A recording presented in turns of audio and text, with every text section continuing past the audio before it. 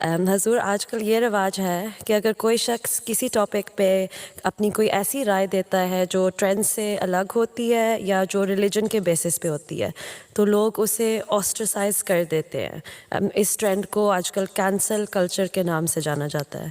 اس ڈر کی وجہ سے کچھ ینگسٹرز اپنی رائے نہیں دیتے اور اپنے دوستوں کی ہاں میں ہاں ملا لیتے ہیں۔ تو اس سچویشن میں آپ کا واقفاتنوں کے لیے کیا ایڈوائس ہے؟ تم لوگوں نے تو انقلاب پیدا کرنا ہے، ابھی میں نے کہا نہیں کہ اتنی زیادہ ماشاء اللہ ہو گئی ہے تو انقلاب پیدا کر دو۔ تو اسی رو میں بہ جانا تو ہمارا کام نہیں ہے۔ ہمارا کام تو یہ ہے کہ یہ جب اللہ تعالیٰ نبی بھیجتا ہے تو اس وقت بھیجتا ہے جب زمانہ بہت زیادہ بگڑ چکا ہو۔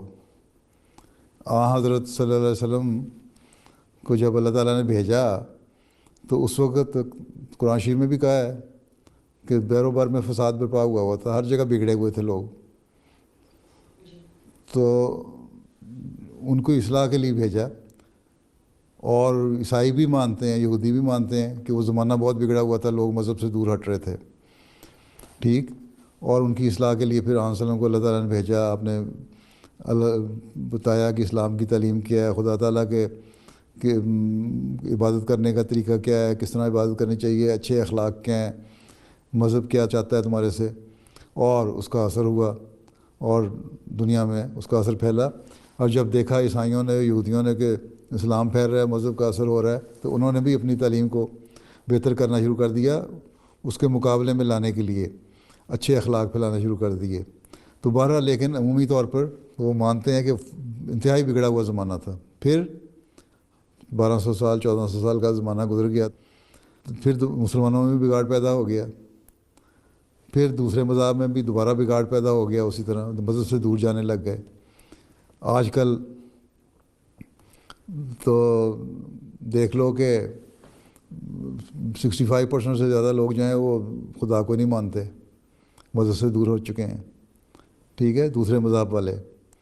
اس زمانے میں حضرت مسیح موعود علیہ السلام کو اللہ تعالیٰ نے اپنے وعدے کے مطابق بھیجا اور ہمیں توفیق دی کہ ہم ان کو مان لیں، اور آپ لوگوں کو توفیق دی کہ آپ وقف کر کے ان کے مشن کو پورا کرنے کے لیے اپنا رول پلے کریں، اپنا کردار ادا کریں، ٹھیک ہے۔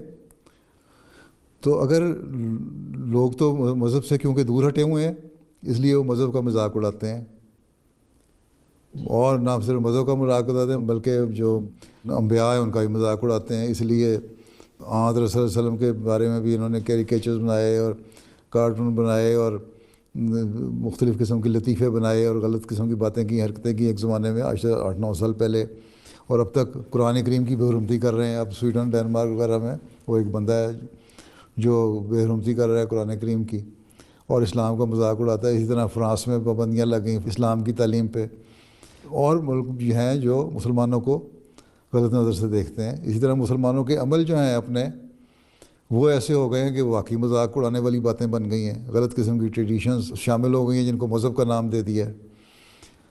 تو ایسے حالات میں ہم احمدی ہیں جنہوں نے صحیح اسلامی تعلیم کو لوگوں کو بتانا ہے۔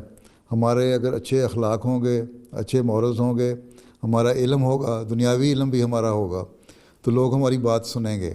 جب ہم بحث کریں گے تو یا بات کریں گے تو لوگ دیکھیں گے کہ ہاں یہ پڑھا لکھا ہے، یہ جاہل انسان نہیں ہے، اس کو دنیا کا بھی علم ہے اور یہ سائنس کو بھی جانتا ہے، اور اس کی جو اپروچ ہے وہ بڑی سائنٹیفک ہے، فلسافیکل اپروچ بھی ہے، اور اس اپروچ کے ساتھ جب یہ آرگیومنٹ کرتا ہے، دلیل دیتا ہے، تو اس کو ہمیں سننا چاہیے، دیکھنا چاہیے۔ پھر وہ مذاق نہیں اڑائیں گے۔ ہاں ڈھیٹ لوگ ہوتے ہیں بعض مذاق اڑانے والے، لیکن عمومی طور پر تمہیں وہ اوائڈ تو کریں گے، لیکن تمہارے بحث کر کے تمہارا مذاق نہیں اڑائیں گے، اور اگر اڑائیں گے بھی تو انہی میں سے بعض لوگ اور پیدا ہو جائیں گے، وہ کہیں گے یہ غلط طریقہ ہے، ہم نے مذاق اڑایا، ہمیں بات سننی چاہیے تھی۔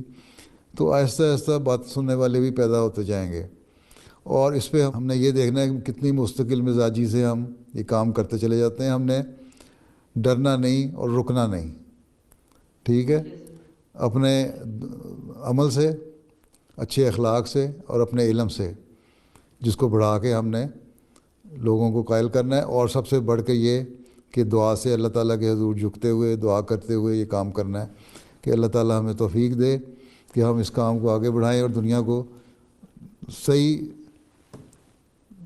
راستے پر چلانے کی جو ہماری وعدہ ہے، کوشش ہے، وہ اس کو ہم پورا کریں. ٹھیک ہے؟ اپنے اپنے حلقے میں، اپنے اپنے جو تمہارے ماحول ہے یا جن لوگوں سے بھی تمہارا انٹریکشن ہوتا ہے، کسی بھی ذریعے سے رابطہ رہتا ہے، تعلق قائم ہوتے ہیں، ان کو اگر تمہارے بارے میں پتہ لگ جائے کہ یہ مذہبی بھی ہے اور علمی بھی ہے اور بڑی دلیل سے بات کرتے ہیں، تو پھر وہ تمہاری بات سنیں گے. ٹھیک ہے؟ جی ضرور.